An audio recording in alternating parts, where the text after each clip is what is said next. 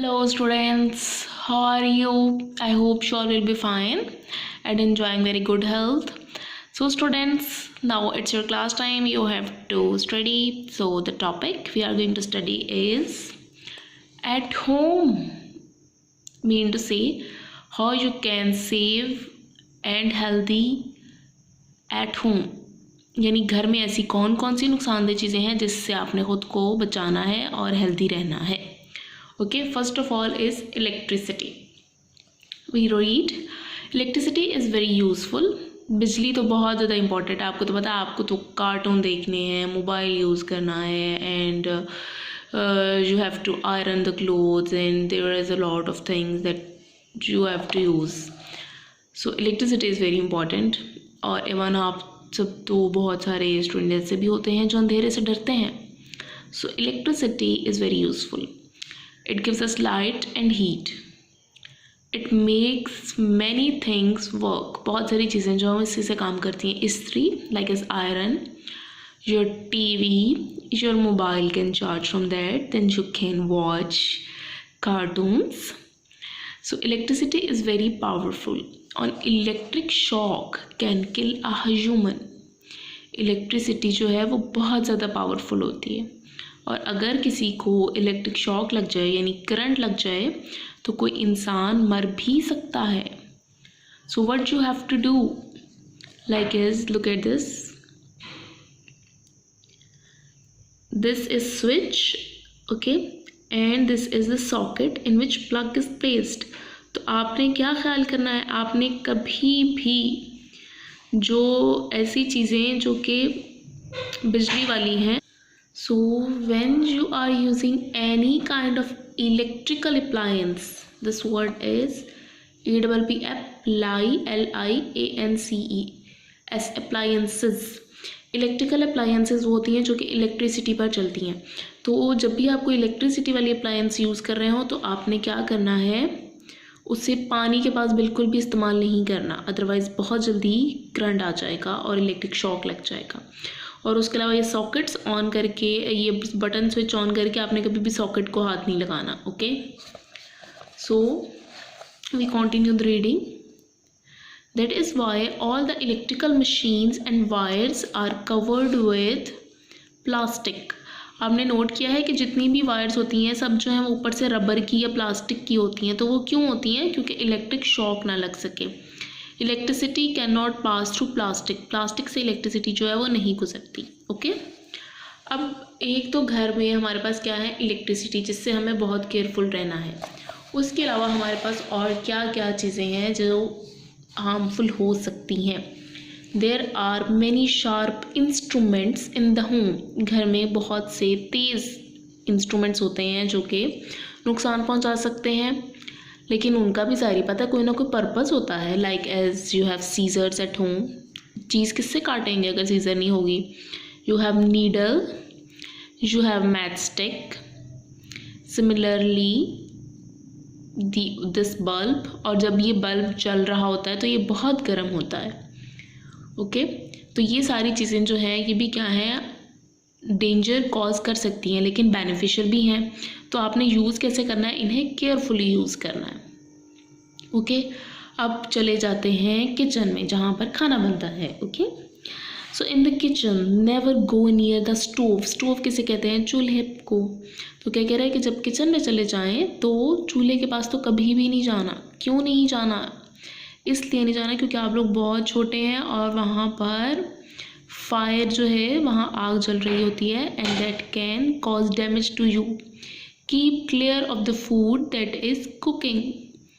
जो भी खाना बन रहा हो उसको साफ़ सुथरा अच्छे से पकाना है. Boiling water can burn the skin. अगर पानी उबल रहा होगा तो अगर आपके ऊपर गिर जाता है तो वो आपकी स्किन जला सकता है. हॉट ऑयल है वो स्किन जो है वो बर्न कर देगा, बहुत बुरी स्किन बर्न होती है उससे. और इसी तरह किचन में क्या क्या होता है, किचन में नाइफ़ होती है, किचन में कुछ मेडिसिन्स होती हैं, किचन में जो है वो सोप्स होते हैं, डिफरेंट क्लींजिंग एजेंट्स होते हैं, कुछ ग्लास के आपके जो यूटेंसिल्स हैं वो होते हैं. उसके अलावा ये हैमर है. तो ये सारी चीज़ें जो हैं वो बहुत केयरफुली यूज़ करनी है. Okay, You are not allowed to play with them. Okay, these cause harmful damage to you. Okay, and in the bathroom, be careful of slippery floors. Washroom में जब जाना है तो बेटा बहुत ख्याल करना है आपने कि जो आप फर्श पर जब फ्लोर पर पाँव रखते हैं तो बहुत अटेंटिवली रखें, ठीक है, बहुत अटेंटिवली रखें कि कहीं आप स्लिप ना हो जाएं, ठीक है। ओके, और आज हमने कहाँ से रीड किया है, पेज नंबर 14 एट होम से लेकर हमने रीड किया है इन बाथरूम तक। ओके, आपका होमवर्क क्या है, एक तो ये कि आपने इसकी रीडिंग करनी है। एंड स्टूडेंट्स, प्रीवियसली हमने ये स्टडी किया था, प्रीवियस लेक्चर जो हैं वो किस पे थे, स्लीप एंड रेस्ट पे, स्टेइंग सेफ पे, और उसके अलावा फूड कैसी होनी चाहिए हेल्दी रहने के लिए। So now open page number 17 from your book. This is the circle which you have to fill. Look at this, what we have to do. Put the labels on this plate. ये एक plate बनाई उन्होंने, okay, to show how much of each type of food a balanced diet includes.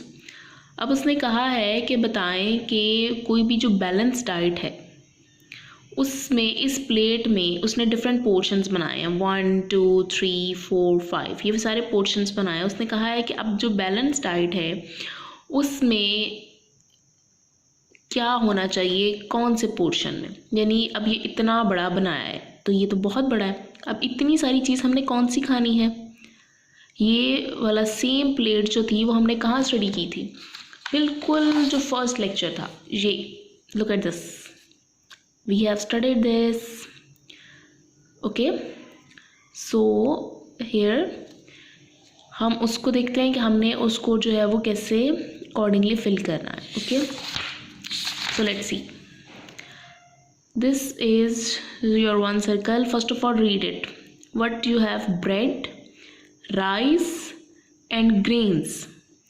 Bread, rice और grains हमने कितने खाने थे, कहाँ पर प्लेट में, किस पोर्शन में थे, ये हमने बहुत सारे खाने थे, सीरियल्स थी ये, ओके। ये देखें, अभी हम कंपेयर करते जाते हैं साथ साथ। लुक एट दिस, ये देखें, ग्रेन्स मैंने आपको कहा क्या है, सीरियल्स, राइस हमने कितने खाने हैं, this is the portion for that, okay. तो क्या होगा, इस वाले पोर्शन में हम क्या लिखेंगे, bread, rice and grains, okay.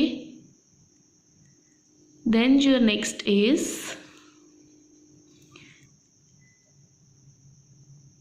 Meet, fish, nuts and eggs. Meat, fish, nuts and eggs, कौन सा पोर्शन था प्लेट का जिसमें उन्होंने मीट, फिश, नट्स और एग्स डाले थे, इट वॉज दिस पोर्शन। इसमें ये देखें, look at your figure, this was meat, ये देखें चिकन पड़ा हुआ है, एग है, फिश है, तो यहाँ पर भी इस वाले में हम लिखेंगे meat, fish, nuts and eggs. Then we have milk and dairy products, दूध, चॉकलेट और ये सारी चीज़ें थी डेयरी प्रोडक्ट में, तो वो कहाँ थी, इस पोर्शन में, okay. Then fruits and vegetables, वो हमने बहुत सारे खाने थे, तो वो it was in this part of the plate.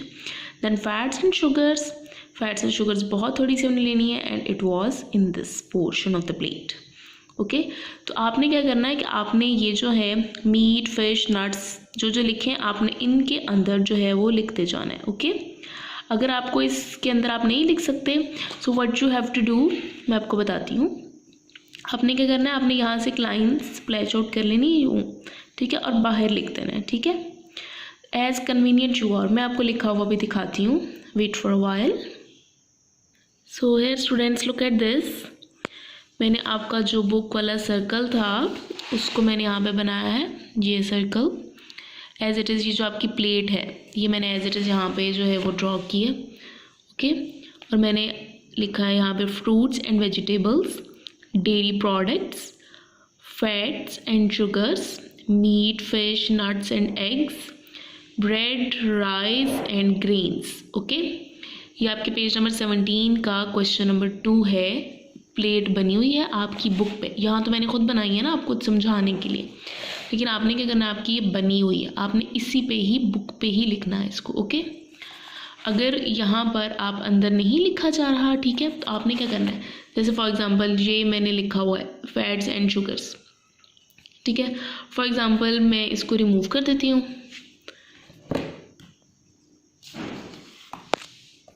देखिए फॉर एग्जांपल मैंने इसको रिमूव कर दिया। Okay,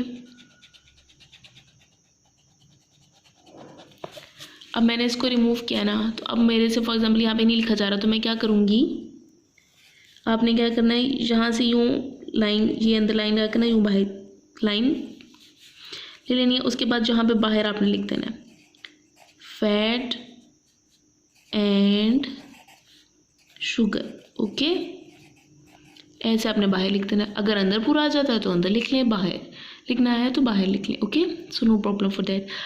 your homework is you have to do this question and the reading. So till the next lecture, take care of yourself. Allah Hafiz.